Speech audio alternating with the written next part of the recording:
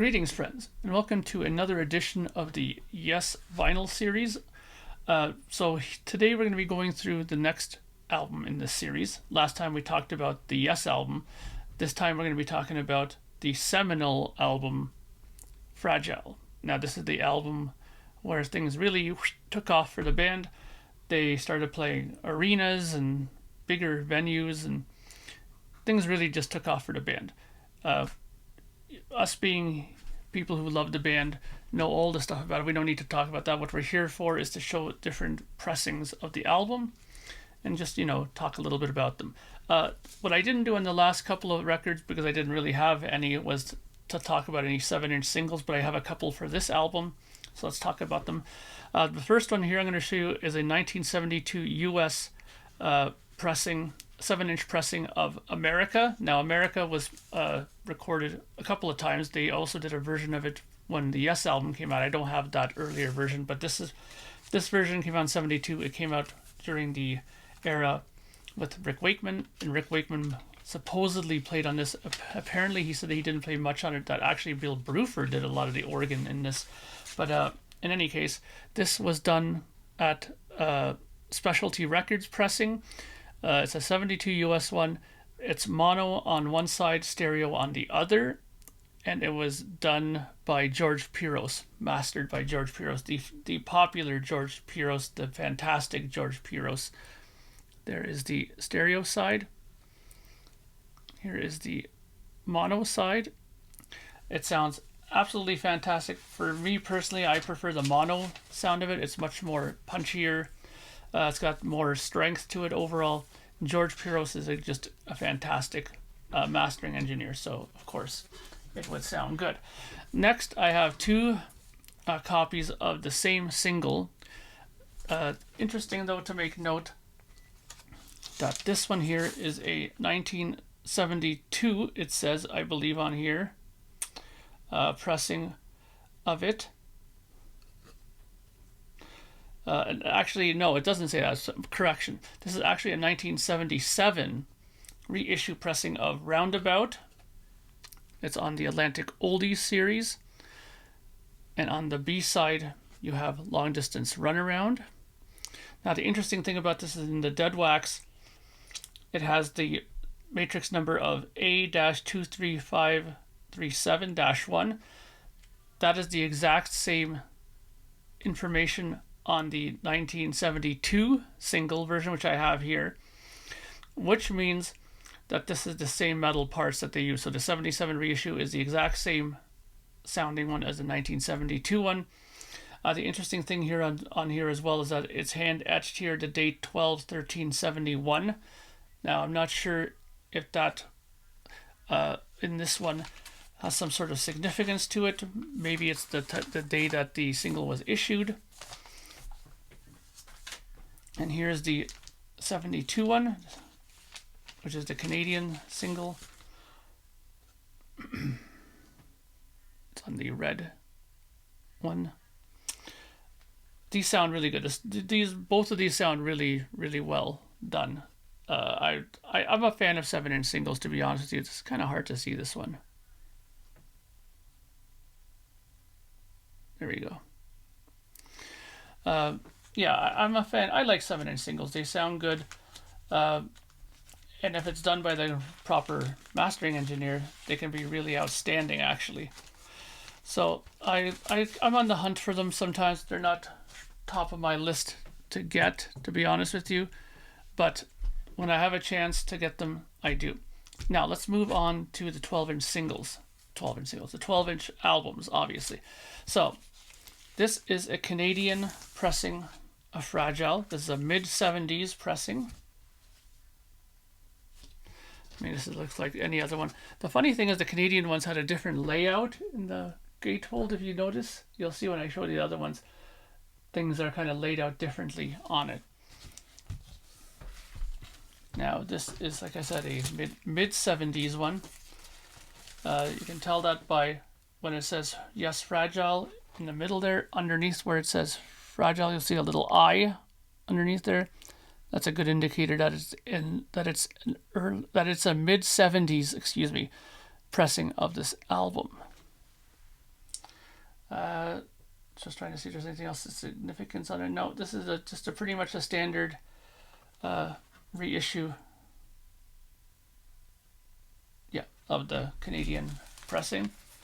Sounds okay. I mean, it's not some outstanding pressing that you need to go and hunt and search, in my opinion. Let's put that away here. Next, we have an interesting pressing of the record. Excuse me. This is going to be a 1972 Canadian pressing as well, but there's a bit of a difference in this one. You'll see here that this one has a label at the bottom here. It's not actually a sticker, it's actually printed on there like that. Just pretty much just typing the album itself. It just has the song titles on there. When you open it up, this one's a bit different as well. You can see that the stuff is kind of shuffled around a bit. I believe it's opposite on this one for some reason. And the other thing to make note of on this pressing, which is interesting, is that according to the information I have about the dead wax information, this is actually a US pressing of the record that was issued for a Canadian release. So this is actually the same metal parts as a US release one. So if you have this one here, it is very possible you have a US pressing of it, which is just basically SD7211-S2. That's for side 2. And beside it in brackets is a Q, which means that it was pressed at Quality Record Plant in Canada. This is the early Quality Records, not the one that we talk about now. And there's WB in brackets as well, which indicates Warner Brothers. That are the giveaways that this is the US pressing of it.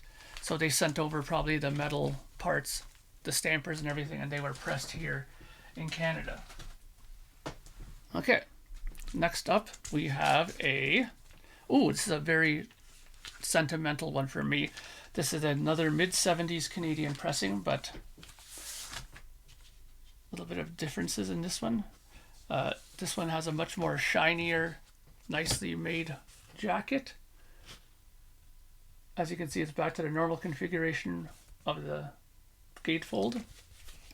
Now, this one was cut at TLC, which is the lacquer channel here in Canada, by George Graves. Now, George Graves is a very popular, very important mastering engineer and lacquer cutter here in Canada.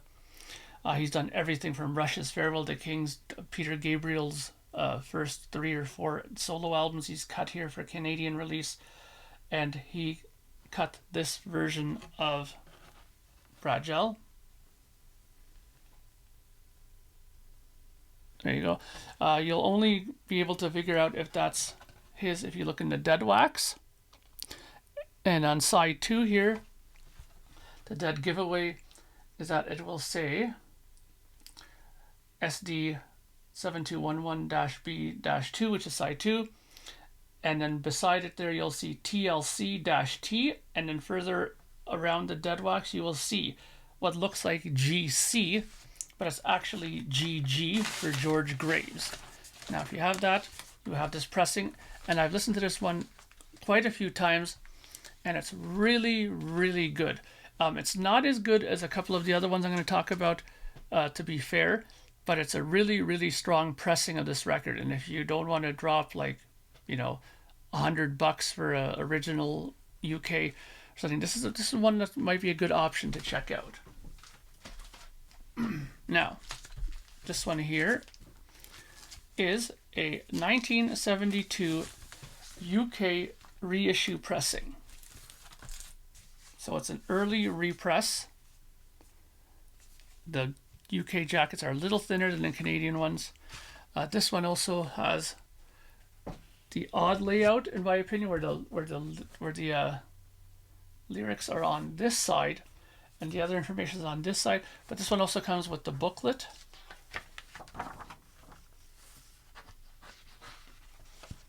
That is still properly attached in here. Okay, and being that this is a UK pressing, Now, the theory is always buy, if you can, the pressing of a band's records from its country of origin. So, yes, it's from the UK. Buy a UK pressing, you'll probably get the best sounding one, which I think is true. Here's the label. As you can see there underneath where it says 1, you have the catalog number of K5009.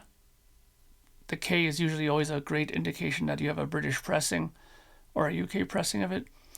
This one sounds phenomenal.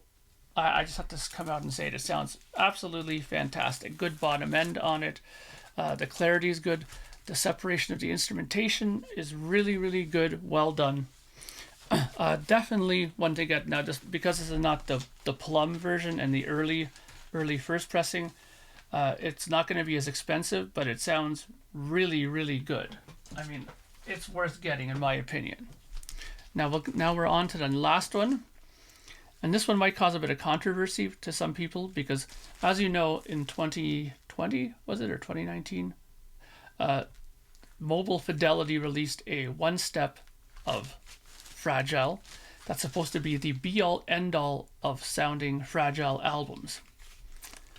I've heard it. It sounds amazing. I mean, I had one of my friends play Heart of the Sunrise for Now Pressing, and it sounds incredible. Now, this one that I'm going to show you here, in my opinion, is, I think, just as good. Okay, not saying a lot, considering the Mobile Fidelities are a couple of $100. And this one is getting more expensive, but it's still under $60 still to get this one. This is the 2016 UK/US/EU pressing reissue 180 gram vinyl cut by Kevin Gray at Coherent Audio. It was pressed at RTI or RI Record Industries in the Netherlands, which is probably, that is the best combination that you can get if you want a good record. Get Kevin Gray to do the mastering and the lacquer cutting and have it pressed at Record Industries, and you're bound to have an incredible record. Here's the inside of the gatefold. It has it the same way as the UK, with the sort of awkward layout, in my opinion, with the lyrics on this side and the other information on the other. It has the booklet, perfectly recreated. But the proof to me, or the most important thing to me about buying an album, is the sound of it. And this one, I mean, it's a no-brainer in my opinion to buy this version of it. Like I said, it's under $60 still from what I saw on Discogs. It is going up though, because this is a pretty popular and becoming more and more popular, since people don't want to drop hundreds of bucks for the one step. This one, in my opinion, I'll just, to be fair, I'll say it's just as good, but to me, I think it sounds maybe a little bit better. Just the sound staging is great. You can crank this version of it, and it sounds incredibly well. There's no groove distortion. There's no popping or clicks or any of that nonsense going on. It's just an absolutely brilliant pressing of this record. So if you want to get this one, like I said before, it's the 2016 180 gram reissue, cut by Kevin Gray, pressed at our RTI Record Industries in the Netherlands. And just look into dead wax. It'll say KG/CA. The CA stands for Coherent Audio. If you see that in the dead wax, you have the pressing, and you'll be very, very happy. So thank you for watching. And the next album I'll be taking a look at soon is Close to the Edge. Talk to you later.